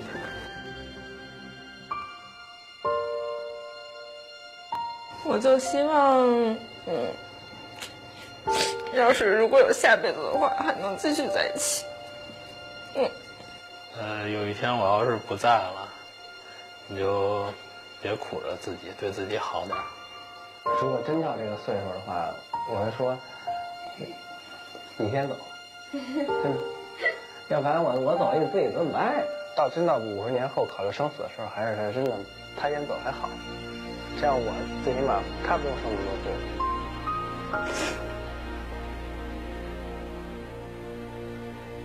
真的，我希望我们能够在50年以后还能够拿出今天的照片出来。我觉得，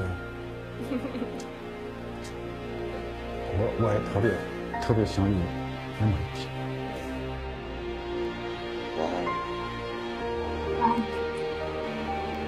当你老了，头发白了，睡意。Ya, sangat mengharukan ya. Yuk kita bangkit berdiri, kita akhiri dengan doa. Saya tadi Contoh Robin sudah mengajak saling hadap-hadapan, pandang-pandangan yang bawa pasangan. Ya, boleh kita tutup juga dengan hadap-hadapan dan pasang-pasangan ya. Ya, orang Tionghoa biasanya jarang bilang wo aini ya. Tapi kita lihat video tadi itu orang Cungkok juga bilang wo aini ya. Nggak ada salahnya saya rasa ya. Boleh mengungkapkan kata-kata, tapi pandang dulu wajahnya, matanya, kira-kira 5-10 detik, anggap nanti bisa seperti tadi ya, Tuhan tambahkan 50 tahun lagi, apa yang ingin dikatakan ya, mungkin ada perasaan cinta atau rasa bersalah tapi ingin minta maaf yang sebelumnya gak pernah ya, hari ini mungkin kesempatan dalam suasana yang Tuhan sudah kasih terharu ini.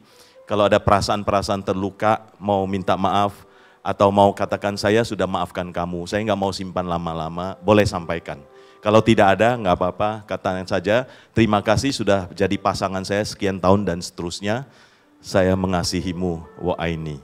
Silakan ya, pandang-pandangan dulu, 5-10 detik.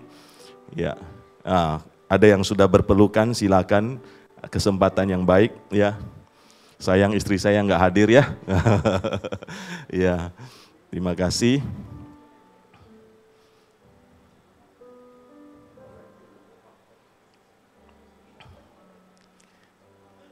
Oke, cukup ya. Mari kita berdoa. Kita doa ya. Tetap bergandengan tangan ya. Terima kasih ya Tuhan untuk kesempatan hari ini kami boleh belajar baik dengan yang muda maupun dengan senior-senior kami, dan dari bahan firman Tuhan, dari diskusi, dari film-film yang orang buat untuk menggugah sekali lagi kami sebagai keluarga-keluarga, baik yang usia muda maupun usia tua, untuk kami boleh kembali bahwa begitu bahagianya Tuhan menciptakan manusia dan menciptakan lembaga pernikahan. Kami bisa merasakan kebahagiaan itu meskipun kami adalah manusia yang tidak sempurna. Hari ini kami belajar banyak ya Tuhan. Justru di dalam ketidaksempurnaan kecil itulah keluarga kami menjadi kebahagiaan yang sempurna. Terima kasih Tuhan, berkati setiap kami yang hadir malam hari ini maupun keluarga, famili kami, anak-anak kami. Jika ada di antara kami yang sedang terluka, sedang merasa bersalah, atau sedang merasa menyalahkan orang lain, hari ini biarlah kami dipulihkan, hari ini biarlah kami membuang segala rasa pahit, benci, dendam, tapi hari ini kami mau mengatakan saya memaafkan kamu, saya mengampuni kamu, dan saya mencintai kamu kepada pasangan kami masing-masing. Terima kasih Tuhan, terima kasih untuk momen ini. Dalam nama Yesus kami berdoa, amin. Silakan duduk. Saya serahkan ke Contoh Robin untuk berikutnya.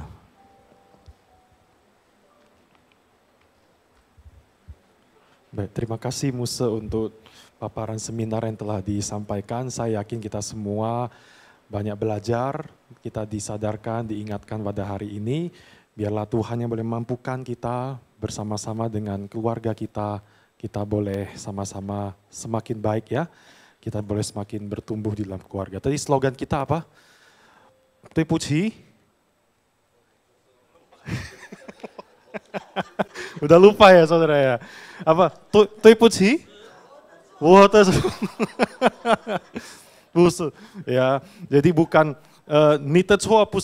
bukan itu ya. Kamu yang salah, bukan saya yang salah, bukan itu saudara ya. Tapi kita mau latihan untuk kita mengatakan tuipuchi, kata maaf itu ya.